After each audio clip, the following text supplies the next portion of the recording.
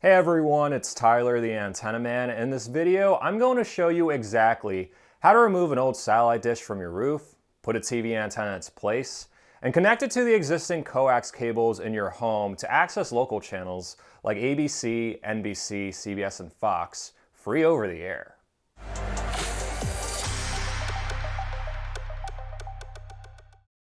As a general disclaimer, this video is for informational purposes only. Please do not attempt to remove a satellite dish or install an antenna on your roof if you are not handy.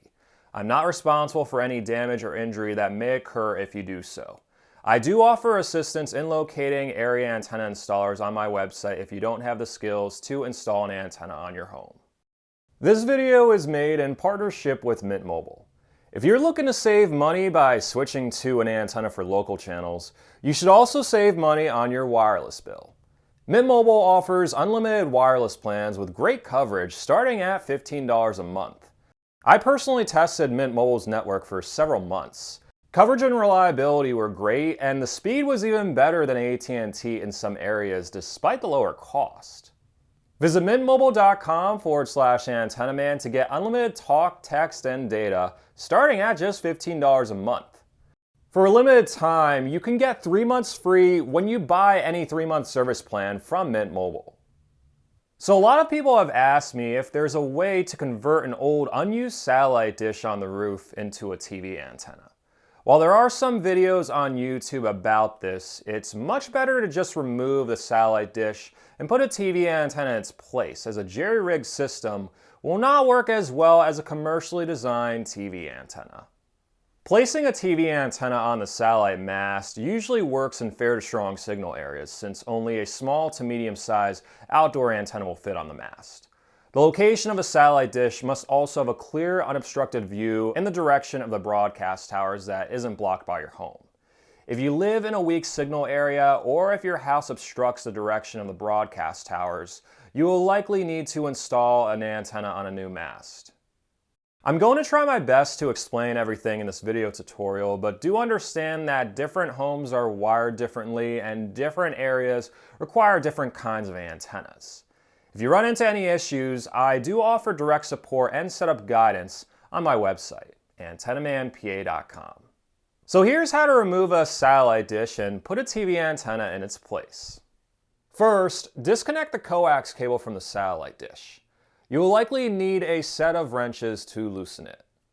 If the coax cable was hardwired to the satellite dish and had to be cut, you will need to put a new connector on it. Video instructions are linked in the description. Next, remove the set of bolts on the back of the satellite dish. After that, lift the dish off the mast. In my case, there were some additional coax cables attached to the dish that had to be cut.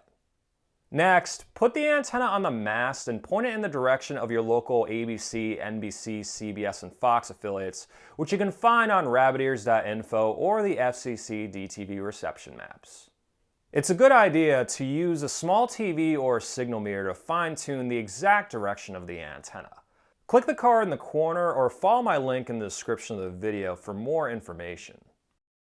After you verify all local channels are picked up reliably, reconnect the coax cable to the antenna. Next, you'll need to locate the splitter.